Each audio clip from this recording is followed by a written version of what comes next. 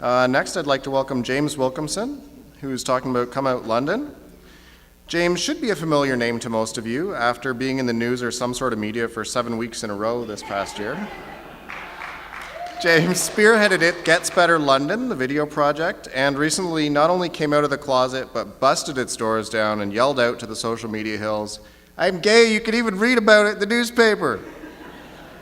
James is going to talk to us today about his experience coming out and why London needs to use its closet for clothes. Fabulous clothes.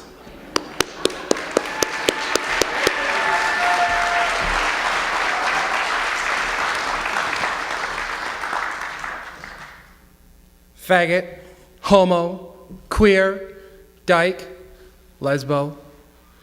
Just a few of the many anti-gay slurs uttered on a daily basis across the world and right here in London. Yes, right here in London. Not only that, but there have been many cases of gay bashing, the act of beating on someone because they're gay. Can you believe it? Is this the city you want to live in? Is it the city a gay person would like to live in? The answer is no, for everybody. But how could this be when there are so many successful, respected, and influential gays in our community? Such as those who sit on the Pride London board, the many business owners of fine dining and clubs downtown, and so many more. Well, I want to give you my opinion why.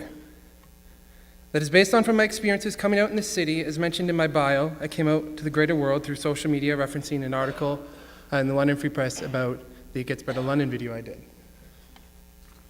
The It Gets Better London video has been a huge success. Stats-wise, there have been over 1,500 views on YouTube. We have over 150 likes on Facebook, and over 350 followers on Twitter. Stats-wise, this is all great, but London is barely saying anything. As much as we probe them to share stories, talk about who they are, they're just not contributing. So why are they not contributing? I recently visited the Castro in San Francisco, a place considered the gay capital of the world, and a place where gay people feel safe to walk around, talk the way they want, be who they are, and even act as many heterosexuals do, holding hands, maybe giving their partner a little peck on the cheek. I asked myself, what makes this place so great? I can feel it. I know I'm safe here. No, it's not the police. In fact, I didn't see a single one. So what is it then? Why do gays feel so safe to be who they are? Why can't we have this in London? One simple answer to all three questions. We are still in the closet. Yes, the proverbial gay closet. When I came out of the closet, I didn't just come out, I jumped out of that thing, locked it down tight. I'm not afraid to be who I am anymore because I came out and because I have my pride. Pride. That is what makes the difference. I feel that the gay community in London is lacking in the support of itself, as well as the support of the London community in that of the gay community. So how can we change London's views on the gay community if there's no pride being shown all year round instead of once a year at Pride? That's what these pictures have been, most of them. Think of the old saying, if a tree falls in a forest, not a forest, a forest, does it still make a sound? Well, if there's a gay in hiding in London, is there really any gays? Well, yes, but London will never know because there's no one to see them, just as the tree didn't make a sound because there was no one to hear it. If the gay community in London started to show itself off a little more and prove to the city that being gay means nothing to how you live your life, we could make a drastic change. Being gay doesn't make you any more or less of a human, and humans are everywhere. We might be serving you your coffee or balancing your books, but that's not going to hurt you.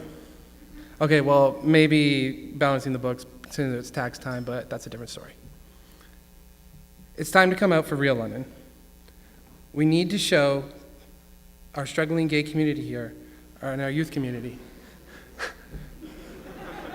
Yeah, that was pretty awesome. That's in the Castro in San Francisco. It's time to come out for real, London. We need to show London and our struggling gay teens that there is a community here. Oh, they get better.